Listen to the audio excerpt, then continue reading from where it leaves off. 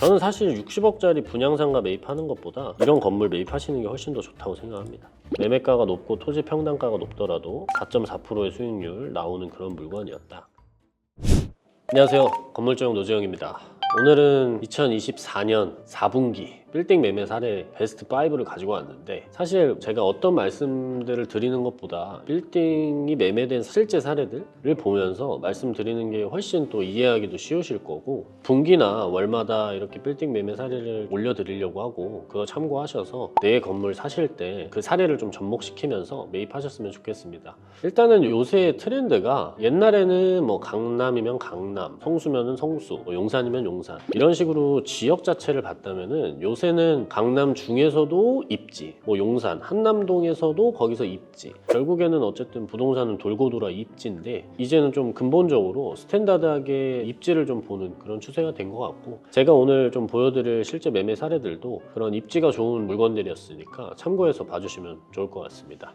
먼저 첫 번째 매매 사례인데, 서울 중구 초동 19-9번지입니다. 좀 당황스러우실 수도 있어요. 초동이 있는지도 모르시는 분들 많습니다. 요새 좀 핫한 상권이에요. 을지로 3가역 9번 출구에서 나와서 바로 앞에 있는 건물이고, 코너에 위치하다 보니까 일단은 입지 자체가 워낙 좋습니다. 매매가를 보시면 51억 5천이었고, 보증금이나 뭐 임대료는 크게 수익률 자체가 높지는 않았던 것 같아요. 해당 건물 자체가 1971년도 건물이라서 사실 건물의 가치가 그렇게 높지는 않고, 그냥 단순히 입지면으로 봐야 되고요. 사실 여기가 일반 상업지역인데 토지 면적이 48.61평이에요. 근데 건축 면적 자체가 33평이니까 한 70% 가까이 건폐율 이득을 좀 본 물건이고, 새로 신축하면은 당연히 좋은 물건인데, 제 개인적인 생각으로는 입지 자체를 제가 좀 설명을 드리면, 요새 좀 많이 핫한 상권이죠. 힙지로라고 하죠. 10번 출구에서 이렇게 나오는 쪽, 그리고 이렇게 사다리꼴 모양으로 있잖아요. 이 사다리꼴 모양이 가장 유동인구가 많은 데예요. 이 상권에서도 해당 건물은 가시성이 잡히는 코너 건물이고, 9번 출구에서도 입지가 바로 잡히는 건물이라서 향후에 해당 건물 자체를 명도를 시키고 리모델링을 했을 때 가치 상승이 좀 많이 일어날 건물로 보입니다. 다만 해당 건물 자체가 명도 조건이 되지는 않았어요. 명도 자체는 어쨌든 비용에 관한 거기 때문에 상부층 명도는 좀 수월하게 할 수 있어서, 명도만 좀 명확하게 그 리스크만 짊어지고 간다면 확실히 좋은 투자로 보입니다. 임대료 자체도 높은 지역이기 때문에 리모델링하고 좀 지속적으로 보유하기에도 좋은 건물이었습니다. 그리고 두 번째 건물 보면 서울 동작구 상도동 322의 19번지입니다. 여기도 좀 의외라고 생각하실 수도 있는데, 물건을 좀 자세하게 보자면 일단 신대방 삼거리역 바로 이면에 성대시장 있는 쪽이고요. 바로 그 성대시장 메인 길이기 때문에 유동인구는 진짜 많은 지역입니다.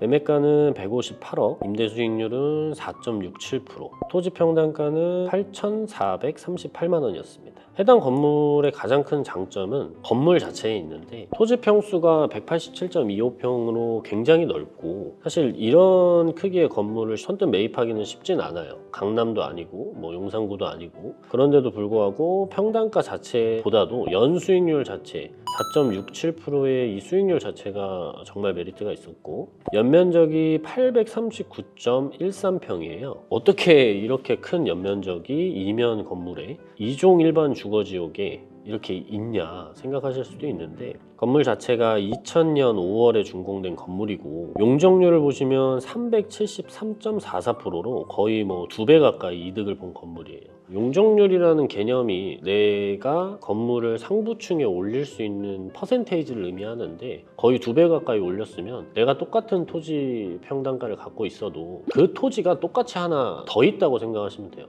거의 임대료 자체가 2배로 발생하는 거고, 워낙 이 상권 자체가 연세가 있으신 분들도 많고 또 젊은 분들도 많은 그런 상권이기 때문에, 임대차 관련해서 병원이든 피트니스 센터든 어떤 업종이 들어와도 좋은 입지의 건물이었습니다. 이 건물도 사실 한번 거래가 됐다가 별로 그렇게 높은 금액을 붙이지 않고 다시 판 건데, 새로 매입한 매수자분을 보니까 대출을 하나도 받고 사지는 않으셨더라고요. 수익률이 높은 건물인 만큼 계속해서 좀 장기적으로 가져갈 목적으로 매입하시지 않았나, 그렇게 생각이 되는 물건이었습니다.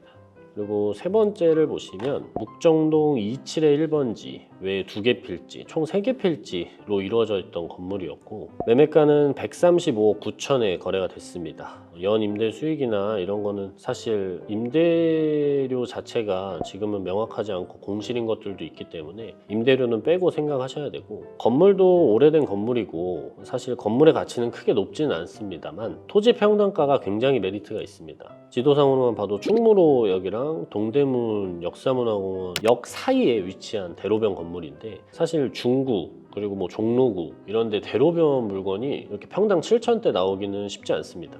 이 물건도 사실 나온 지 얼마 안 돼서 바로 매각이 됐어요. 이렇게 3개 필지로 나눠져 있어서 평당가가 나눠져 있는데 3개 필지 자체를 그냥 평당가로 나눴을 때 평당 7천만 원 정도에 거래가 됐습니다. 그리고 연면적이 굉장한 장점인데, 건물이 오래되긴 했지만 742.66평, 굉장히 좀 높은 연면적이라서 실제 연면적 단가도 1,830만 원으로 대로변에 있는 건물들에서 연면적 단가가 조금 메리트가 있었다. 근데 다만 리모델링은 좀 필요하고, 만약에 지금 리모델링해서 쓰시다가 나중에 상업 용도로 매입하신 분이라면 해당 건물 자체가 지금 일반 상업지역이랑 3종 일반 주거지역이랑 같이 있는 노선 상업지역이에요. 이 장점을 살려서 건물을 새로 지어서 대규모의 사원을 보유하고 계신 기업들의 사옥으로 쓸 용도면은 매우 좋은 투자였다 생각합니다. 그리고 네 번째 매매 사례 봐보도록 하겠습니다. 저기 남성역, 남성 골목시장 상권에 있는 물건이고 사당동 265의 47번지입니다. 매매가는 33억으로 많은 분들이 좀 접근하기 좋은 매매가였고 평당가는 4,914만 원, 약 5천만 원 정도였습니다. 사실 이 물건도 시장 상권에 있는 물건이긴 한데 그 시장 초입에 있고 인근에도 되게 좋은 임차인 분들이 많이 있던 지역이에요. 토지 면적은 67.16평이고 건폐율은 한 54%, 연면적은 136평 정도. 여기도 똑같이 준공일자가 1981년으로 좀 노후화가 됐죠. 그래서 리모델링이나 이런 걸 해도 좋은데 지금 수익률 자체가 거의 5% 가까이가 나와요. 5% 가까이 나오는 서울 물건이 흔치 않기 때문에 아마 매입을 좀 결정하지 않으셨나 싶고, 사실 여기는 시장 상권이라 1층이 4개 호실로 나눠져 있는데 1층에서 대부분의 임대료가 발생합니다. 워낙 1층이 맞춰지기 좋고 경쟁도 심한 지역이기 때문에 한번 임차를 맞추면 또 나가지도 않는 지역이라서 시기가 어려운 시기였지만 아무래도 서울 지역이 있다 보니까 편하게 또 투자를 하시지 않았나 생각이 드는 물건입니다. 여기 지도상으로만 봐도 한의원, 치과, 한의원, 병원 자체가 활발한 지역이기 때문에 향후에 뭐 한의원 목적으로 직영으로 운영하실 분들 매입하셔서 내외부 인테리어만 좀 깔끔하게 하셔서 운영하셔도 정말 좋았을 그런 물건이라고 생각됩니다. 그리고 마지막으로 5번째 건물인데 사실 이 건물도 제 개인적으로는 굉장히 좋았다고 생각하는 물건입니다. 종로구 세종로 204의 1번지이고 매매가는 60억이었습니다. 근데 토지 평당가는 2억 8,708만 원, 되게 높은 거죠. 토지 면적 자체가 일단 20.9평으로 되게 낮아요. 이 건물이 좋다고 생각하는 이유는 좀 따로 있고, 일단 건물 자체에서 건폐율이 거의 100%에 가까운 건물이라서 토지 면적 자체를 거의 다 쓰고 있다. 그래서 층당 평수도 거의 19평이고 연면적 자체가 38평으로 굉장히 작지만 임대료 자체가 1,800만 원, 엄청나게 높은 금액으로 임차가 맞춰져 있기 때문에 매매가가 높고 토지 평당가가 높더라도 4.4%의 수익률 나오는 그런 물건이었다. 준공일자도 1956년으로 되게 오래된 건물인데 입지를 보자면 저는 사실 60억짜리 분양상가 매입하는 것보다 이런 건물 매입하시는 게 훨씬 더 좋다고 생각합니다. 광화문역 7번 출구에서 나와서 바로 앞에 있는 코너 건물인데 토지 평당가가 높고 토지 평수가 작지만 로드뷰로만 봐도 가시성 자체가 좋고 워낙 입지가 좋아서 사실 입지 불패이기 때문에 주변에 거래되는 시세들도 사실 이 건물이 가지고 있는 입지나 가치 대비해서 적당한 시세였다 그렇게 생각합니다.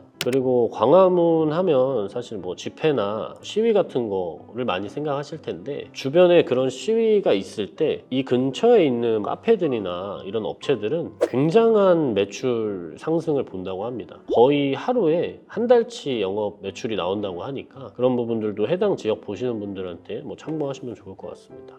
이렇게 2024년 4분기 5가지 매매사례 베스트 살펴봤는데요. 사실 5가지 모두 다 공통적으로 가지고 있는 게 일단 입지적인 부분. 어떤 물건도 입지가 좋지 않았던 물건은 없었어요. 거기에 약간의 투자 리스크도 분명히 있었습니다. 뭐 명도가 안 된다거나 매매가 자체가 크다거나 지역 대비 뭐 그런 경우들도 있었는데, 거래되는 물건들의 특징은 공통적으로 수익률이 괜찮고, 그리고 매매가의 볼륨, 그리고 입지적인 측면. 입지가 사실 지금 시장에서는 가장 중요하다, 그렇게 보시면 될 것 같습니다.